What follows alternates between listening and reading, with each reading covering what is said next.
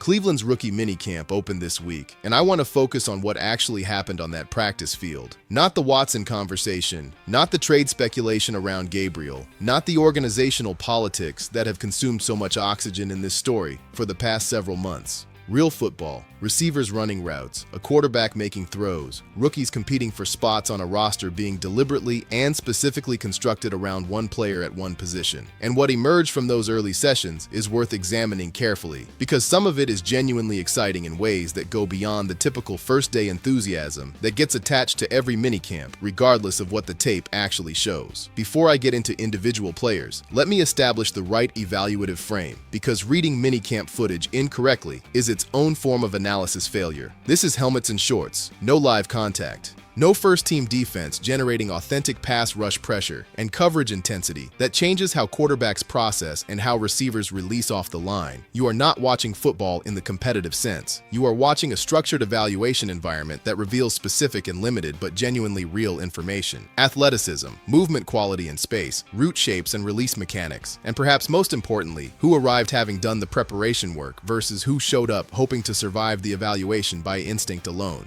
Definitive conclusions about professional capability are premature, but real signal is available for anyone looking at the right things. I am looking at physical readiness, upside, and the specific quality of preparation that reveals itself even when the competitive environment is its most controlled. Denzel Boston is where I need to start, and I want to give this one the space it deserves because the early reporting from that practice session is producing genuine enthusiasm rather than the manufactured warmth that tends to surround any new face on a roster. The physical profile lands immediately. He is long and big and fills out the outside receiver position in a way that Cleveland fans have not really seen at that spot for a meaningful stretch of time. There are comparisons circulating to the Josh Gordon era in Cleveland, to a boundary target who could impose his physical will on any route and give the quarterback a legitimate contested catch option on any snap, a genuine red zone weapon who required real defensive attention rather than just a shade in coverage while the rest of the structure loaded up toward the interior. I want to be thoughtful about how far I take that comparison, because Gordon at his actual peak was a generational physical presence at the position, and no player entering a league should carry the weight of that specific expectation. But the underlying point of the comparison, that Boston's physical profile addresses a specific and long-standing structural gap in this receiving core, is not an exaggeration. It is an honest accounting of what this offense has been missing on the outside. What matters significantly more to me than the physical description, though, is what the early session revealed about his route running intelligence. Boston was not winning on pure athleticism in these drills. He was not running simple vertical routes and overpowering defensive backs with size alone. He was demonstrating route sophistication, using his frame to establish positional leverage before his breaks, setting up defensive positioning with his release stems before executing his cuts, showing the kind of pre-snap and en-route processing that separates receivers who genuinely understand the position from athletic specimens still learning what the position actually demands at this level. That kind of technical foundation does not appear on a first day of professional evaluation by accident. Route understanding that's sophisticated does not get installed in 3 days of walkthrough football.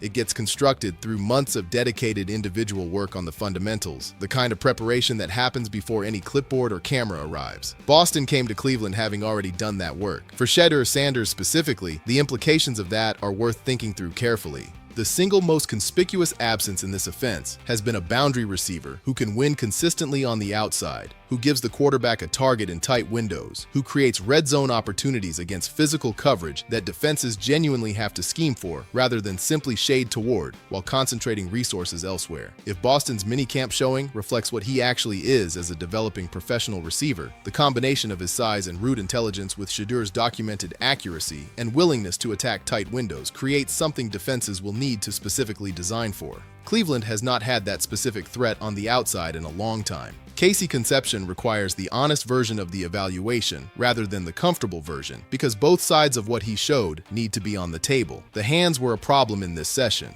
There were drops that cannot be explained away or minimized, because in professional football, drops are not just statistical negatives in a box score. They create psychological friction between a quarterback and a receiver. They influence play-calling decisions. They erode the specific kind of trust that a quarterback needs to feel in order to target a receiver in a critical moment when the game is actually on the line. Concepcion's hands have to improve significantly before they match the rest of what he brings to this evaluation. And that is the primary developmental challenge this coaching staff staff now has in front of them with this player. But the honest version also requires acknowledging what the route running tape showed on the other side, because dismissing everything because of the drops would be equally dishonest. The way he is processing his releases off the line, the movement concepts he is already applying in his root stems, the quickness and athleticism he brings through his breaks, these elements were positive in ways that indicate real tools available for development. There was a touchdown connection with Taylen Green, where Concepcion created separation through proper route execution and designed timing rather than simply outrunning his coverage. That kind of play, getting open because the route worked as the concept intended rather than because the receiver just ran past someone, carries more information about a player's professional ceiling than any physical measurement a testing environment can produce. Concepcion is a project with real material to develop. The feet are already doing encouraging things. The hands and the ball skills need to arrive at the same level, and that is the work ahead. Taylen Green made plays in this minicamp, and I want to address his performance directly and precisely because the wrong narrative around what he showed could gain momentum in certain spaces very quickly. The arm strength is genuine. The mobility he possesses adds a dimension that traditional pocket passers simply cannot provide, and the physical presence he brings to the position generated real excitement from observers watching the session. Those qualities are real, and I am acknowledging them fully and without qualification. What also has to be said alongside those qualities is equally real. He overthrew a tight end. He sailed another throw beyond its target in a separate series. The mechanical release carries a length that will need significant refinement to function consistently under professional pressure, because at this level, mechanical inefficiencies that cost fractions of a second get identified and exploited with systematic precision by defenses built specifically to do exactly that. None of this should be surprising. Green was selected in the 6th round as a developmental project precisely because the ceiling is attached to a very long development timeline. He has upside worth investing in. He has a current floor. That is exactly what 6th round developmental quarterbacks have as their current floors. I want to be direct about something,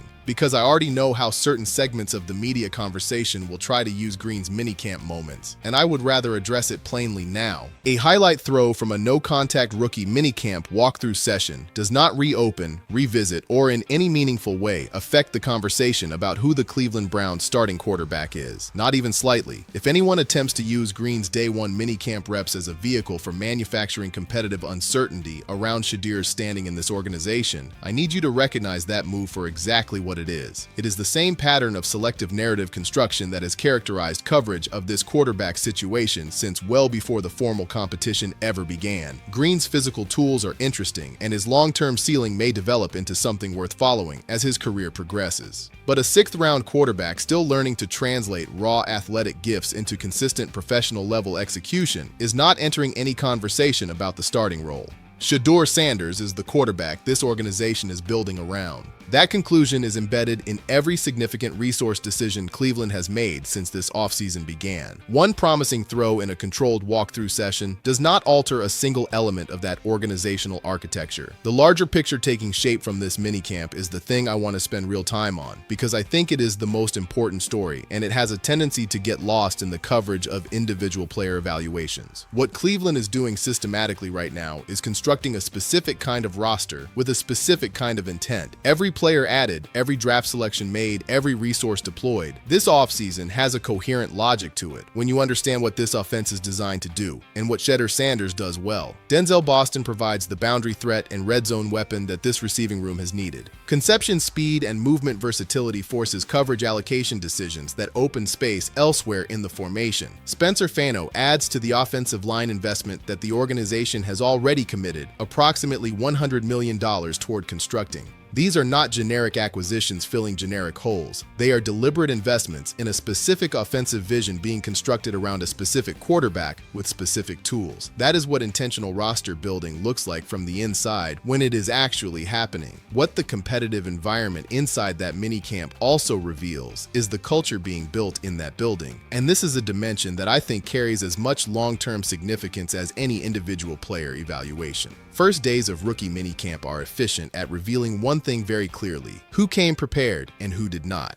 Players who arrive at these sessions already technically polished, already demonstrating route sophistication and mechanical fundamentals that can only be built through months of focused individual work. Those players are showing you something about their competitive relationship with this opportunity that no interview question ever fully captures. Boston's route-running intelligence did not materialize in 3 days of organized team activities. The athleticism showing up across multiple positions was developed over a long offseason of deliberate preparation before any evaluation clock started running. That investment, visibly present from the very first day, is precisely what organizations need to see from players fighting for roster spots, because the players who bring their work done today, are the players who actually compete for real roster roles, rather than simply auditing the experience of being at an NFL minicamp. Pulling back even further and looking at the full trajectory of what is being assembled around Shedeur Sanders over the course of this entire offseason, the minicamp footage is not a new development. It is a confirmation of something that has been building with visible momentum for months. Every significant organizational move Cleveland has made since the season ended has added to the same structural story. The offensive line investment represents a franchise-level commitment to protecting a quarterback who spent his first professional season operating behind one of the most inadequate lines in the conference. The receiver addition are specifically designed to give him legitimate weapons with the route sophistication to create real throwing windows rather than forcing him to manufacture completions in impossible coverage situations through sheer execution.